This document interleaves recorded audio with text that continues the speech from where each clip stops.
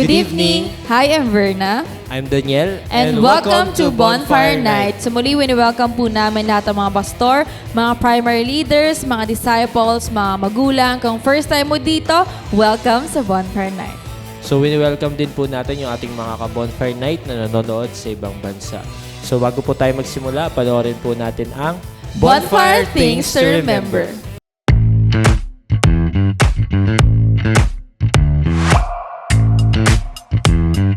Here are your bonfire things to remember. Bring your notebook, Bible, and ballpen. Open your heart to the message. Hashtag Puspus Yarn. No unnecessary activities while watching. Hashtag multitasker. Wag ganon. Focus on the message through our speakers. No? Kasi kung makikita natin, ang gaganda ng promise. Ang gaganda ng Hashtag promise. focus ka lang. Invite and tag your friends. Be a blessing. Hashtag friendship goals. Engage by sharing your thoughts and leave comments below. Respond to the message and take action. Oh, huwag kalimutan mga ka-bonfire ha. Paalam!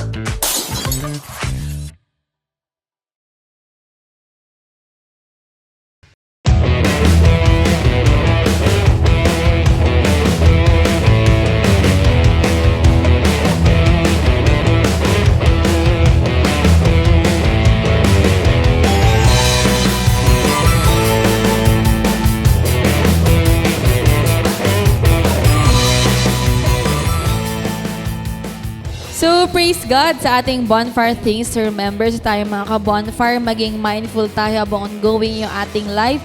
Make sure natin na habang tayo po ay nanonood dito sa atin ng live is kasama na rin po nating nanonood yung ating mga disciples, mga leaders natin, and mention natin lahat ng gusto nating i-invite dito sa ating Bonfire Night. Amen to that. And sa pagpapatuloy po ng ating gawain and to set the atmosphere ngayong gabi sa ating gawain. So nanyahan ko po ang bawat isa na tumayo at papurihan natin ang ating Panginoon together with our worship team, CGS Philippines Worship.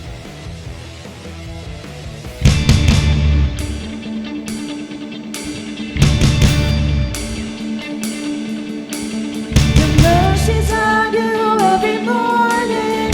Steadfast love will never end. Its hope won't fade in the evening. Lord, how great is your faithfulness. Lord, how great is your faithfulness.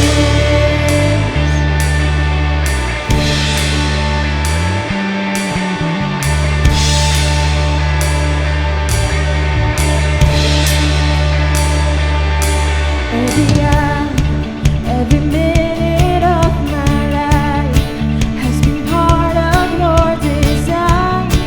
You're the whole world's in your hand. Every trial, every battle that I face, God, you met me there with grace. Every part I serve your plan. Through it all, you've been so good. Had to work like you said you would. Your mercies are new every morning. Steadfast love will never end. This hope won't fade in the evening. Lord, how great is your faithfulness. Lord, how great is your faithfulness.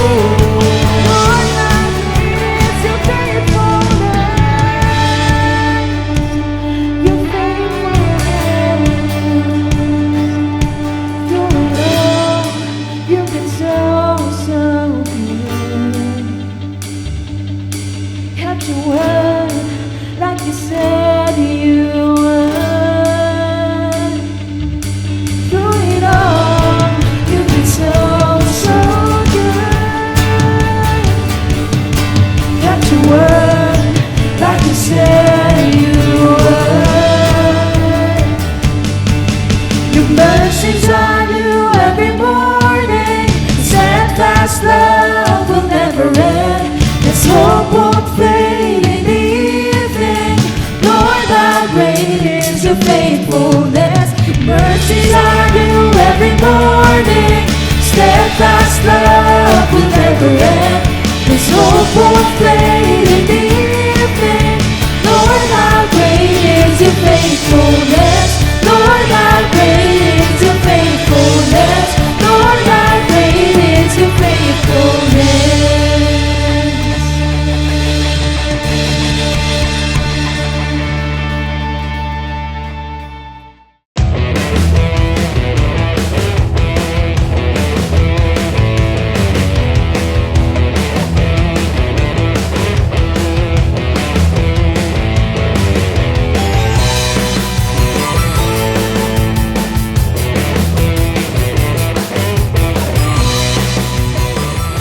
So praise God, and tonight let us all be excited dahil muli makarinig tayo ng salita ng ating Panginoon through our speaker. So we are reminding everybody na habang tayo po ay nakikinig ng message tonight, huwag natin hayaan na tayo po ay ma-distract, but tayo po ay mag-focus sa message na ating mapapakinggan. For our bonfire speaker tonight, so she is one of the 144 leaders under Vernas Net, a leader of leaders, part of worship team, and School of Leaders Street teacher, and a professional. Let's welcome Aliza Nicole Pada.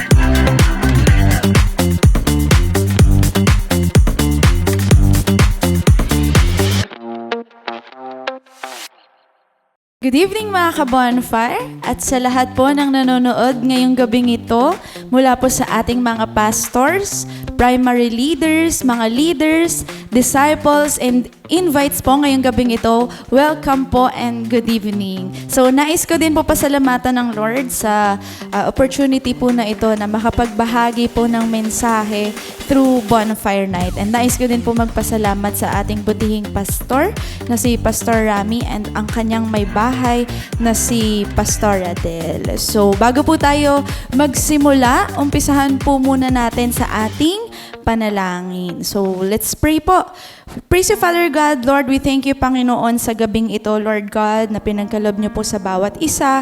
We thank you, Lord God, for this opportunity, and we ask, Lord God, that you'll open our hearts and our mind, Panginoon, sa aming mapapakinggan. I pray na marami, Panginoon, ang magrema sa aming puso, Lord God, and I pray sa mga makakapakinig, Panginoon, ay sila po ay Panginoon ay mapagpala ngayong gabing ito. Sa inyo ko po tinataas ang lahat ng to sa tanging pangalan mo lamang, Jesus.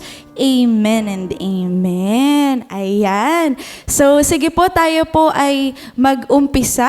So for our team po ngayong gabing ito, ang team po natin is Walking with Jesus at His pace. Ayan. Walking with Jesus at His pace. So, ang atin pong key verse ay matatagpuan sa Psalms 37 verse 7. So, nadaanan po natin yan sa ating devotion. Sabi po dito, be still in the presence of the Lord and wait patiently for Him to act. Don't worry about evil people who prosper or fret about their wicked schemes. So, in Tagalog po, sabi dito, sa harap ni Yahweh ay pumanatag ka, maging matiyagang maghintay sa Kanya. Huwag mong kaiinggitan ang gumiginhawa, sa likong paraan umunlad man sila. Amen, 'di ba? So napakaganda po ng verse natin ngayong gabing ito. So, isa po sa reason kung bakit ito yung kumbaga napili ko po na ibahagi ngayong gabing ito. Dahil yung pansin po natin, alam ko po pansin nating lahat na ang mundo ngayon, ang galaw niya is fast-paced.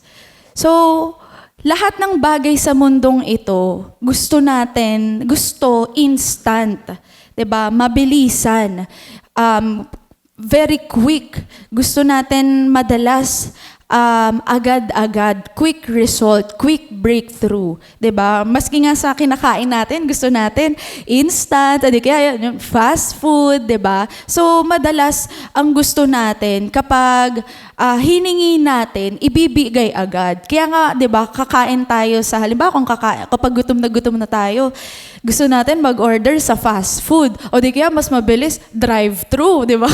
May mas may mas level up pa, 'di ba? Kasi gusto natin agad-agad. So, syempre ang Lord, He wants us to remember that we are not living for our own timeline. 'Di ba? But we are walking through God's will. So ibig sabihin, as we walk this life, we are not living sa sarili kong timeline na ginawa, 'di ba? Na in 5 years gusto ko ganito na yung ma-achieve ko. In 10 years gusto ko mayaman na ako, ganyan, 'di ba? Pero dapat clear sa atin na ang susundin natin, ang siyang mananaig, ang patuloy na magpe-prevail sa ating buhay is ang timeline at will ng ating Panginoon.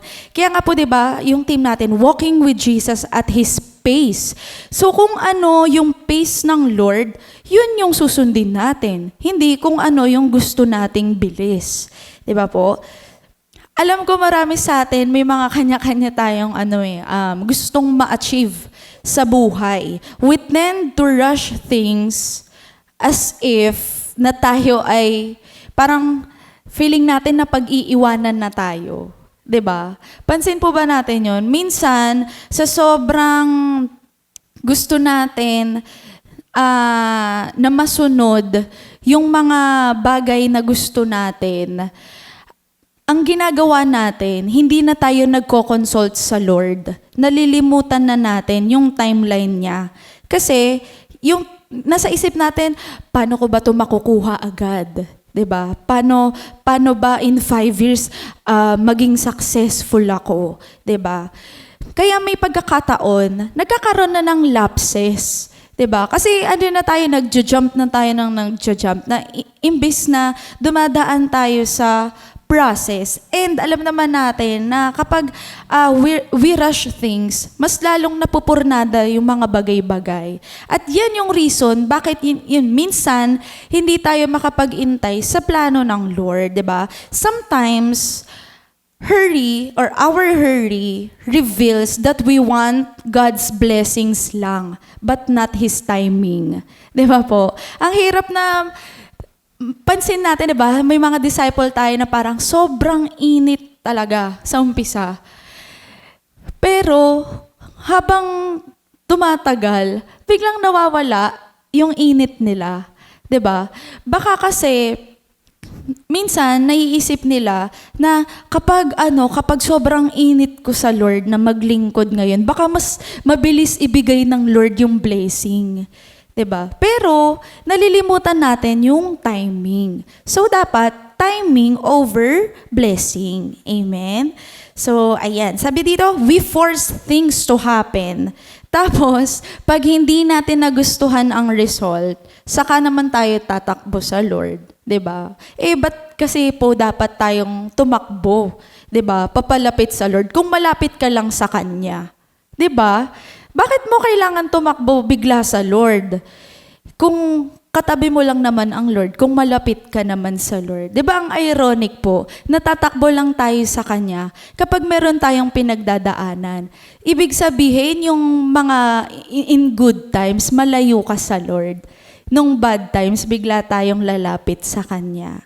So, ibig sabihin yun, either nauuna ka na sa plano, 'di ba, ng Lord para sa iyo, o di kaya nagpapahuli ka sa plano ng Lord, no? Kaya tonight po, we will talk about on how are we going to walk with God at His pace, 'di ba? So, number 1 dyan is be still. Ayan, 'di ba sabi po sa verse natin kanina, yung unang binanggit, be still in the presence of the Lord. Ang ganda po niyan eh. Pumanatag tayo sa presensya ng Panginoon. 'Di ba? Ikaw ba, panatag ka ba ngayon? 'Di ba? Sa presence ng Lord. No? So, syempre, alam kasi ng Lord, masyado tayong excited. No? He knows our heart eh. Alam ng Lord na masyado tayong siguro masyado tayong excited sa mga bagay-bagay sa buhay natin. Pero kailangan natin kumalma. We need to be still. 'Di ba? Matuto tayo kung kailan tayo lalakad, matuto tayo kung kailan tayo titigil, at matuto tayo kung kailan tayo dapat makinig sa plano ng ating Panginoon. Kasi 'di ba, sometimes when we pray, pag kinakausap natin ang Lord, sinasabi natin sa Kanya kung ano yung gusto natin. 'Di ba? Pero, pinag-pray din ba natin na ma-reveal sa atin, nabigyan tayo ng wisdom ng Lord kung ano yung gusto niya para sa atin. 'Di ba? So, sa first point natin, tinuturuan po tayo nito na matuto tayo, no, na to take time to learn the things na kailangan nating matutunan. Kasi kung bara-bara lang tayo, dire-diretso lang tayo, hindi tayo matututo. Hindi natin malalaman kung paano ba yung proseso. 'Di ba? So, baka kaya tayo napapagod din eh. Kasi masyado tayong nagmamadali. 'Di ba? Masyado natin minamadali yung mga bagay-bagay. Halimbawa, yun nga, gusto natin ng achievement sa buhay, gusto natin ng blessing. Kaya ang ginagawa natin, talagang wala ng time management, dire-diretso na, hindi na natin siya pinagpipray sa Lord.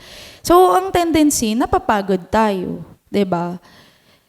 Or yun din, nafo-frustrate tayo, 'di ba? Masyado kasi tayong nakatingin na sa mga taong maaaring nauuna sa atin, 'di ba? Kasi pag sinabi nating be still, it doesn't really mean na wala kang gagawin, 'di ba?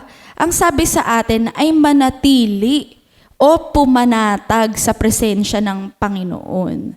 So, ibig sabihin, be still, no? Asamin natin, namnamin natin yung presence ng ating Lord. 'Di ba? So imagine, paano mo mapapakinggan ang Panginoon kung wala kang kapayapaan? 'Di ba? Paano mo maririnig or marireveal sa'yo kung ano talaga yung plan ng Lord? Kung hindi ka rin naman, wala kang time, 'di ba, na makinig sa Kanya. Wala kang time to learn kung ano ba yung nais ng Lord para sa'yo. So when we learn to be still, nalalaman natin ang guidance ng Lord. 'Di ba? So, be still. Kailangan nandun, nasa atin na lagi nating asamin, lagi nating i-acknowledge ang presence ng Lord. Saang phase man tayo ng ating buhay. 'Di ba? Kasi pag lagi tayong nagmamadali, hindi natin mapapakinggan ang direction ng Lord, 'di ba? Naiiwasan kapag tayo ay nakikinig sa Lord, maiiwasan natin yung mga wrong decision natin, 'di ba? Kapag malalaman natin kung ano yung direction na gustong ibigay sa atin ng Lord o ipaalam sa atin ng Lord, maiiwasan natin yung wrong direction, 'di ba? And wrong decision. So be still kasi hindi ang Lord ang susunod sa atin, kundi tayo ang susunod sa Kanya. 'Di ba? Sabi nga ng Lord, 'di ba, come follow me. Hindi naman sinabi ng Lord, go and I'll follow you. Ang sabi ng Lord sa atin, 'di ba, go and make disciples. Kasi ayun na yung in-illustrate ng Lord eh. 'Di ba? Yun yung gusto ng Lord na sundin natin. May go signal ang Lord, no? So most of us kasi, kahit walang go signal ng Lord, dire-diretso lang tayo. Hindi natin ina-acknowledge kung yun ba ang will ng Lord na gawin natin. 'Di ba? So, halimbawa, sa sobrang gusto mo ng halimbawa gusto mo na magka-work, no? So, sobrang gusto mo na magka-work. Hindi mo siya pinag-praise sa Lord. Basta kung saan ka natanggap, dun na. 'Di ba? Pero yung pala, yung papasukan mo na yun, isagabal pala siya sa gawain ng Lord. 'Di ba? So, what if kung yung mga bagay na yan, isipag-pray muna natin siya sa Lord para in the future, hindi tayo maka-encounter ng mga, yung talagang pakiramdam mo yung susubukin yung yung faith mo. 'Di ba? So, napakahalaga na we need to be still in the presence of the Lord. Amen? Kasi, mahirap na hindi natin malalaman when to stop. 'Di ba? Mahirap na maglingkod sa Lord nang wala tayong sense na ay, oo nga pala, hindi ko pa pala ito napapag-pray sa Lord. Ay, oo nga pala, hindi ko pa pala ito nakukonsult sa leader ko. Ay, oo nga pala, bakit hindi ko kaya ito ipag-fasting muna bago ko gawin to, bago ko tanggapin to. 'Di ba? So, napaka-importante na tayo ay manahan sa presensya ng ating Panginoon. Kasi how are we going to walk with Jesus kung hindi mo naman ramdam ang presensya niya? 'Di ba? Paano tayo lalakad to be like Jesus if hindi naman natin naranasan ang presensya ni Jesus? No, paano sa atin makikita ang galaw ng Lord kung hindi naman natin nakita side by side, 'di ba? Ang galaw ng Lord sa buhay natin. Paano mo makikita si Lord kung nauuna ka sa kanya? 'Di ba? Kaya napakahalaga na i-acknowledge natin siya. Be still, 'di ba? At namnamin natin ang presensya ng Lord, no? Kaya napaka-importante na tayo mag-intay. Dahil kapag nire-rush natin yung mga bagay-bagay, 'di ba? Tayo lang din naman yung napapahamak, tayo lang din naman yung nasasaktan, 'di ba? Kaya ang second point natin is wait patiently. Ayan, nandiyan din yan sa ating verse, no? Wait patiently for him to act. So, may napakinggan po ako na podcast. Sabi niya po doon, if you are in a hurry, we cannot walk with God. Why? Because you need to be in sync with the Lord. Amen. Diba? Totoo po yun, no? Minsan gusto natin na to be with the Lord, to feel the presence of the Lord. Pero in reality, hindi pala tayo in sync sa Lord. Kasi we tend to rush things. 'Di ba? Hindi pwede kasi talaga na nauuna tayo sa ating Panginoon. Hindi rin pwede na nasa likod si Lord habang ikaw tinutupad mo yung mga pangarap mo sa buhay. 'Di ba? Mahirap na sasabihin natin na disciple tayo. Pero hindi talaga natin ina-acknowledge yung galaw ng Lord sa buhay natin. 'Di ba? So, malay natin along the way may tinuturo pala ang Lord, 'di ba? Tas tayo sa sobrang pagmamadali natin, na-skip na natin yung pinaka-importanteng process, no? So, syempre, the Lord wants us to wait patiently, no? He wants us to walk with Him and to walk faithfully. Amen, 'di ba? So, sabi nga ng Lord, 'di ba? I am who I am. No, bakit kaya I am? No? Bakit I am? Bakit hindi who I was? 'Di ba? And the reason is, kaya I am who I am because He is always present. 'Di ba? Ngayon, kung ang thinking natin is more of dapat ganito in the future, dapat in 5 years and 10 years, ganito, ganyan. Yung utak natin, more on parang future. Wala namang masama dun eh. Basta kasama mo ang Lord, di ba? Pero, how can we enjoy His presence if you are in a hurry? 'Diba? Paano mo mai-enjoy yung paglalakbay natin na kasama natin ang Lord dito sa discipleship, 'di ba?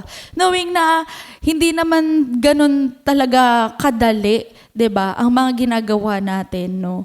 Pero pagkasama kasi natin ang Lord, wala kasing imposible, 'di ba? Yung pagbi-build natin ng cell group, pagbi-build natin ng disciple, yes, hindi siya ganun kadali. 'Di ba? Hindi ganoon kadali ang mag-akay ng kaluluwa sa Panginoon. Pero kasama kasi natin ang Lord 'di ba? So walang imposible na wala tayong maakay sa kanya. 'Di ba? Nakaka-challenge nga no na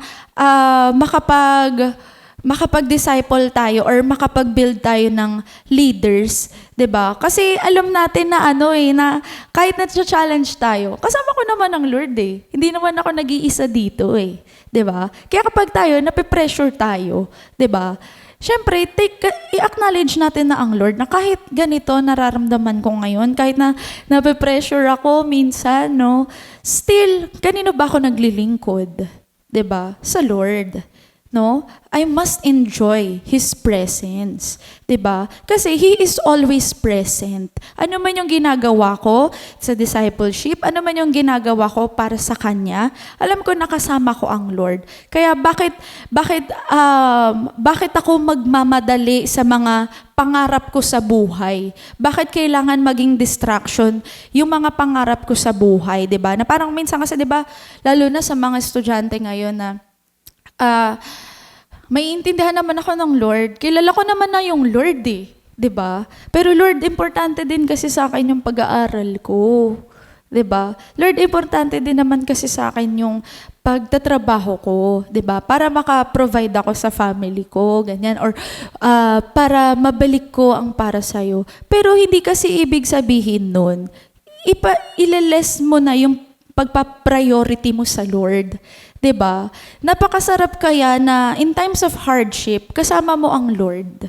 'Di ba? Kasi mas malalaman natin kung gaano kapangyarihan ang ating Panginoon at kung gaano siya kabuti sa ating buhay, na ano man yung hirap ng buhay, kasama ko ang Lord. 'Di ba? Nag-intay ako, kasama ko ang Panginoon sa proseso na 'to, no? So kung ano man yung mga natatanggap natin ngayon, no, napakasarap or lasapin nung victory na alam mo na kasama mo ang Lord bago mo yan matanggap. 'Di ba? So hindi yung makakatanggap ka lang ng maleta, 'di ba? So masarap na talaga through hardship talaga, 'di ba? So tandaan po natin 'yun, no, na the Lord is always present and we must enjoy the presence of the Lord, no? Kaya hindi dapat tayo magmadali, no? So reminder 'yun sa atin na if ikaw nagmamadali ka, baka mamaya hindi mo nakasama ang Lord. 'Di ba? Baka iba nakasama mo niyan pag nagmamadali ka. Kasi ang Lord naman, di naman niya tayo dinesign na na ganun, 'di ba? He wants us to enjoy His presence, 'di ba? Gusto niya na ma-enjoy natin kung ano yung present ngayon, 'di ba? Minsan kasi nakaka-anxiety kapag masyado ka nang nag-iisip ng mga bagay-bagay. Mga malalayo na, 'di ba? Ikaw lang din naman yung nababurdenan niyan 'di ba? So if you want to pursue things in your own timeline or your own pace, mahirap 'yun. Kasi hindi mo talaga mararamdaman yung presensya ng Lord, 'di ba? And it is a blessing din, no, to walk with the Lord. Kaya wag natin madaliin yung mga bagay-bagay. Instead, let's wait patiently. And alam naman natin na ang timeline ng Lord perfect yan 'di ba? No. So, lagi natin 'to naririnig din, 'di ba? Ang nagmamadali ay nagkakamali. So pag tayo ay nagmamadali, yun nga, baka nakakalimutan na natin ang presence ng Lord. And, syempre, mamaya, kaya ka naman pala kasi nagmamadali. Kasi masyado tayo nakatingin sa achievement ng iba. 'Di ba? So, if you are in a hurry, for sure, you might get lost. For sure yan. Tayo ay mawawala sa track, mawawala sa pathway ng Lord. And ganun din, no? It is a reminder din na as we walk with Jesus, we learn that peace is not found in getting there faster. Hindi naman talaga pabilisan to, di ba? It is found in staying close to Him. Di ba? Sino yung makakasama ng Lord, di ba? Hanggang dulo. Hindi kung sino yung pabilisan, di ba? Hindi ito pabilisan, kundi patatagan hanggang dulo. Amen. Di ba? Kaya kung ikaw ngayon, nagkakaroon ka ng anxiety sa nangyayari sa iyong buhay, 'di ba? Kalma natin yung sarili natin, tapos remind natin na oo nga no, kailangan kong mag-intay sa timeline ng Lord. Kung ano talaga yung plano niya para sa akin. Baka kaya ako nakakaramdam nito kasi masyado akong nagmamadali. Masyado akong hinahurry yung mga bagay-bagay na hindi ko na na-enjoy yung presence ng Lord sa present day, 'di ba? So, third, do not worry. Ayan. So, ano po ulit yun? First natin is be still. Second, wait patiently. And third, ito na tayo sa third. Do not worry. So, alam nyo po, yung reason bakit tayo, yun nga, minsan nagmamadali o madalas nagmamadali. Dahil, madalas din tayo nag-aalala. Kaya, maaring di na tayo makapag-focus, di ba? Sa kung ano yung nais ipagawa sa ating ng Lord. Kasi puro tayo pag-aalala, di ba? So as a disciple, hindi naman tayo exempted eh, di ba, sa mga worries. Pero, again, remind yourself, kasama ko ang Lord eh. 'Di ba? Lagi naman tayo, 'di ba, dito sa nagdaan nating devotion, lagi tayong pinapaalalahanan na huwag tayong matakot. 'Di ba? Be still. Huwag tayong pangunahan ng takot o pangamba. Amen? Kaya minsan din, parang ang hirap, ang bagal ng usad ng buhay natin.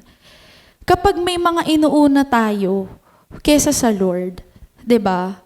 Minsan akala natin ang nasa isip natin, gracious naman ng Lord eh. So, okay lang kahit ito muna yung intindihin ko. I-build ko muna yung yung sarili ko, yung future ko, 'di ba? Para sa future ko, no? Kaya ang gagawin natin, set aside natin ang Lord. Ito nga yung plano, may magandang plano ang Lord sa atin. Ba't natin isi-set aside yun? Tapos magbibuild tayo ng sarili nating plano. 'Di ba? Minsan, the more na nagiging ganun tayo, the more na mas mabagal ang usad. 'Di ba? No? As if naman talaga, na uusad tayo kapag inuna natin yung ibang bagay. As if uusad talaga tayo kapag hindi tayo in sync sa Lord, 'di ba? So, there are people who prosper, pero dahil yun sa mga wicked schemes nila, 'di ba? Mahirap na gayahin natin yung takbo ng mundo. Kasi iba talaga yung galawan niyan. 'Di ba? Iba yung mga nakaugalian ng mundo o yung practices ng mundo, no?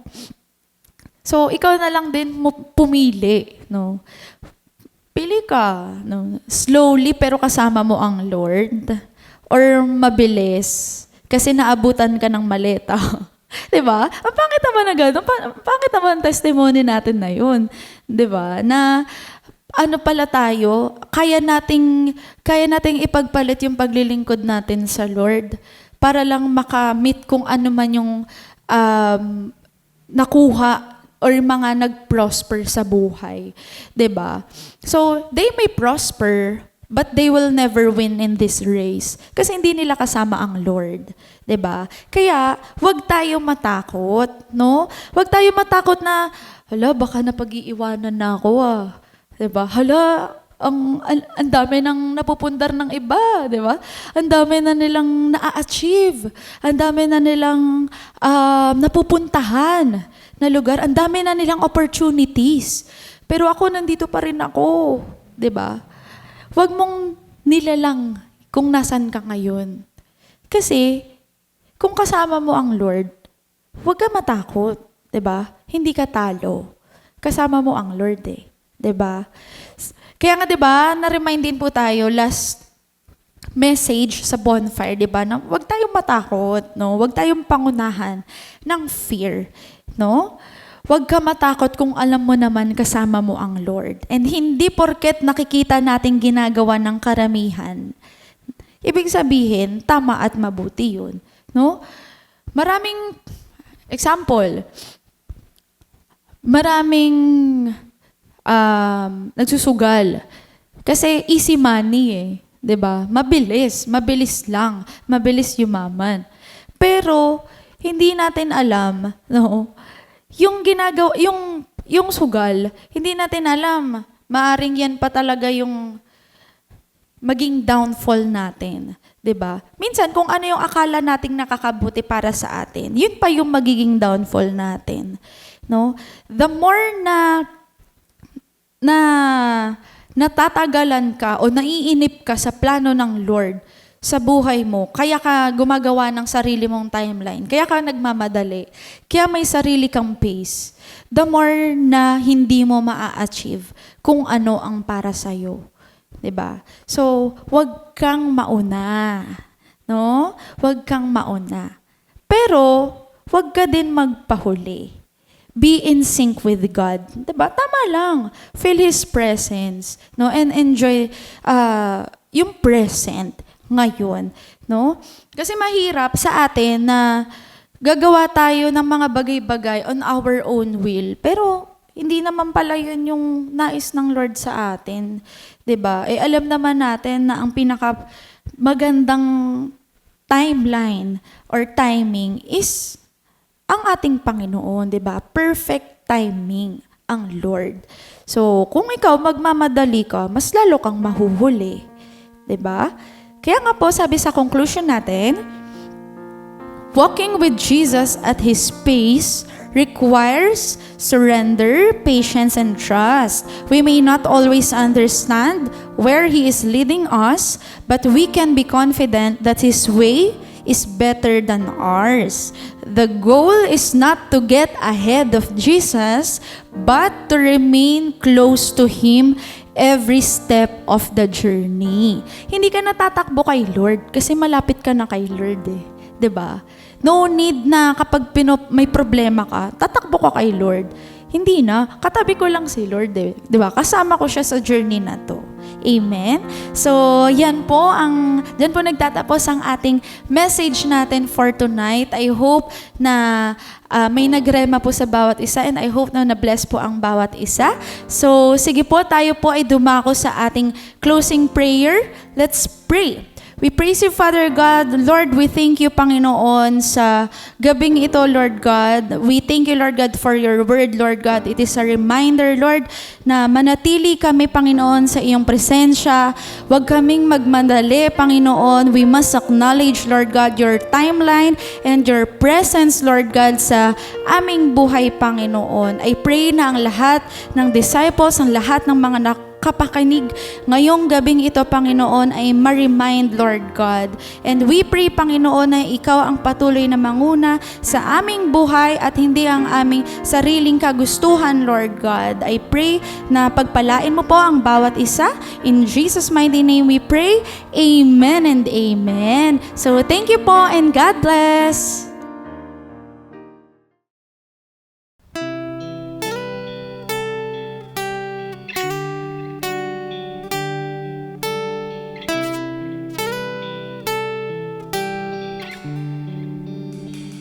Early in the morning, you wait for me to rise, counting down the seconds till I open up my eyes. I hear your invitation.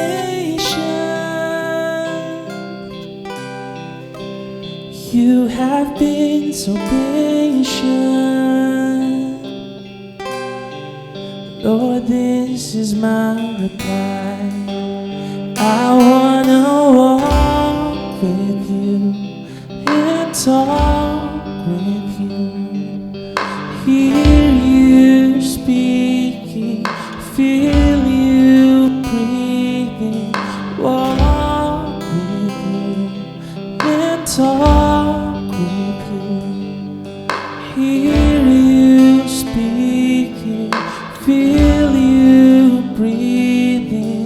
walk with you. Oh Jesus, by the quiet waters, you fill me with your peace. Through the darkest valley, I know that you're with me. The beauty of your presence fills me with assurance that you are all I need. I wanna walk with you and talk with you, hear you speaking, feel you breathing, walk with you and talk with you, hear you speaking, feel you breathing, walk with you. Oh Jesus, I wanna walk with you. That's okay. I wanna know you, not just about you. I wanna be with you, not just around you. And I wanna love you, not just be loved by you. I wanna walk with you, and I wanna know you, not just about you. I wanna be with you, not just around you. And I wanna love you, not just be loved by you. I wanna walk with you, and I wanna know you, not just about you. I wanna be with you, not just around you. And I wanna love you, not just be loved by you. I wanna walk with you, I wanna walk with you, I wanna walk with you. Oh, once again we sing, I wanna walk with you, and I wanna walk with you and talk with you, hear you speaking, feel you breathing, walk with you and talk with you, hear you speaking, feel you breathing, walk with you and talk with you, hear you speaking, feel you breathing, walk with you and talk with you, hear you speaking, feel you breathing, walk with you. I wanna walk with you, Jesus. I wanna walk with you. I wanna walk with you.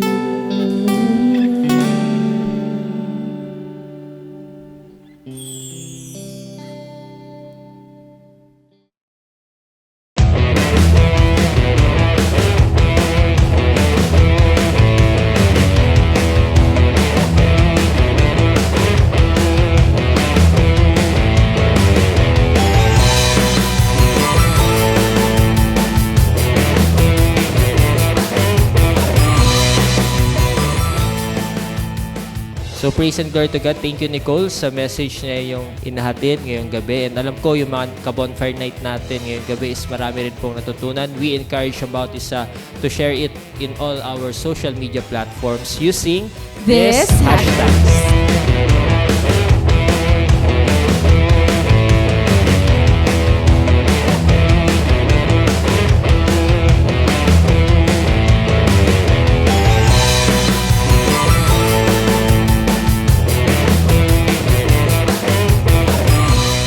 So praise God and salamat po sa lahat na nakasama namin dito sa ating bonfire night. Salamat po sa ating mga pastors, yung mga primary leaders po natin na nagmo-mobilize for Friday, sa ating mga leaders, mga disciples, and kung invite ka po dito ngayon, so welcome po kayo na mag-join sa aming mga online cell group. So continually, we encourage everybody na patuloy nyo pong supportahan ng ating CJS Philippines Facebook page, ang ating CJS Philippines Bonfire Facebook page, yung ating YouTube channel, TikTok, and Instagram. Lahat po ng ating social media accounts, i-maximize po natin ito, all for God's glory.